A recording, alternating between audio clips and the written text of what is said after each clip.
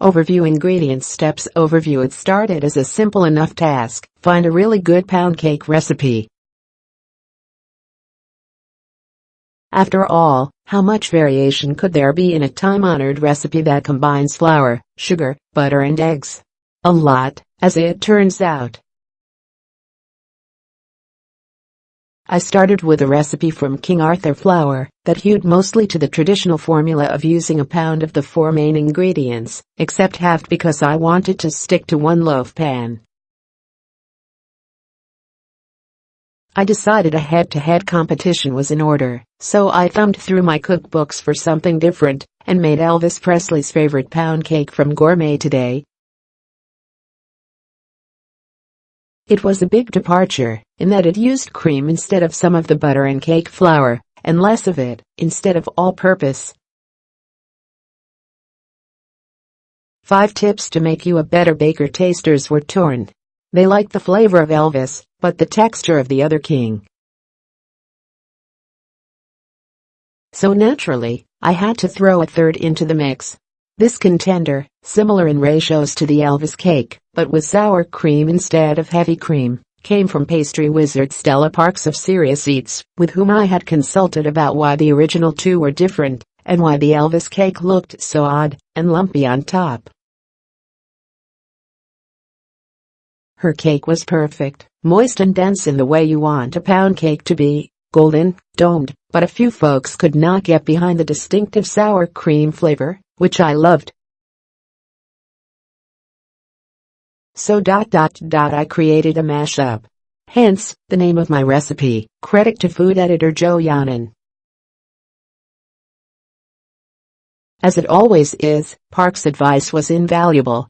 She encouraged me to look at the ratios of the ingredients compared to each other, which I was able to use to my advantage when I started tweaking the amounts of flour, sugar and butter to bring the flavor of the Elvis cake in line with the textures of hers and King Arthur's. The most crucial tip, however, was how technique matters as much as ingredients. Just from looking at my photo of the Elvis cake, she diagnosed exactly what had gone wrong. The temperature of the ingredients was off, butter and eggs too warm, the bowl was not scraped enough during mixing, and the wet and dry ingredients were not added gradually enough.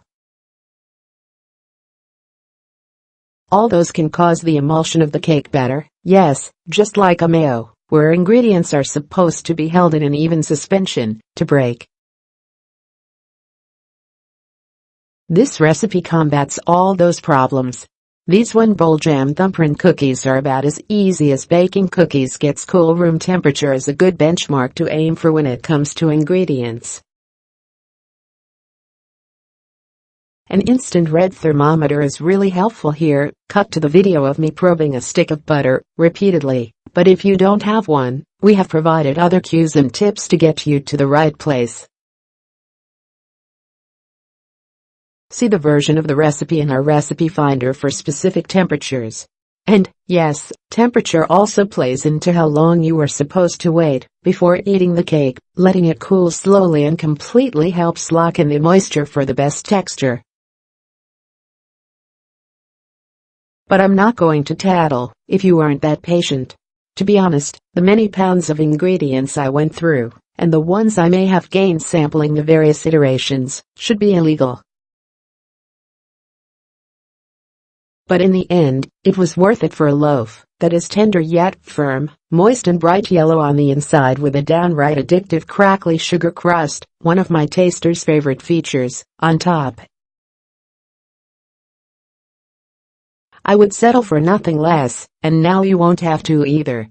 Scale and get a printer-friendly version of the recipe here. Ingredients: 10 tablespoons,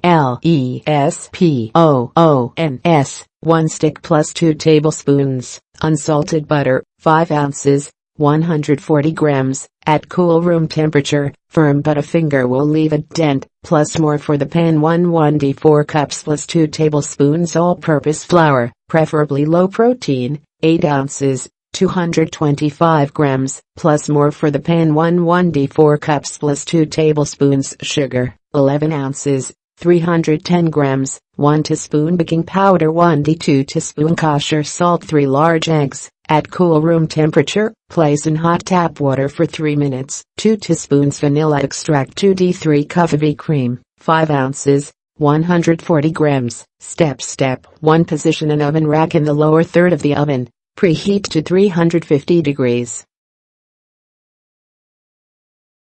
Lightly grease a 9 by 5 inch loaf pan with butter and dust with flour. Combine the sugar, butter, baking powder and salt in the bowl of a stand mixer or handheld electric mixer. Beat on low speed to combine, then increase to medium. Beat until fluffy and light, about 5 minutes, stopping to scrape down the bowl, and paddle attachment or beaters halfway through. Did you make this recipe? Take a photo and tag us on Instagram with number Eat Voraciously. Step 2 With the mixer still running, add the eggs one at a time, letting each fully incorporate before adding the next. Reduce the speed to low and sprinkle in 1/3 of the flour, then add the vanilla extract and 1/3 of the heavy cream.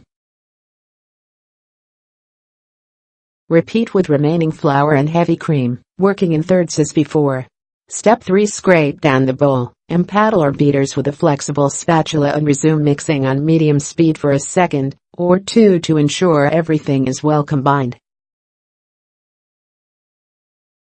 The batter should look creamy and thick. Step 4 Transfer the batter into the pan and bake until the crust is golden, although the interior of the split crown will be quite pale, about 1 hour and 5 minutes, or until a toothpick or cake tester inserted toward the middle of the cake to one side of the crack and the crown comes out clean. Cool the cake for 3 to 4 hours, then loosen with a round-edged knife and remove from the pan.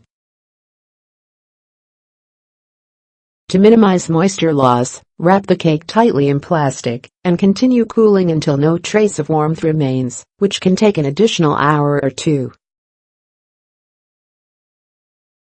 Slice and serve.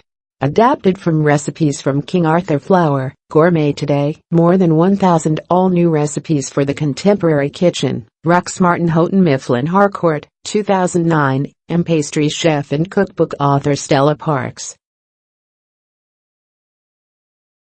Tested by Becky Crystal. Email questions to voraciously@washfist.com. Scale and get a printer-friendly version of the recipe here. Did you make this recipe? Take a photo and tag us on Instagram with number Eat Voraciously.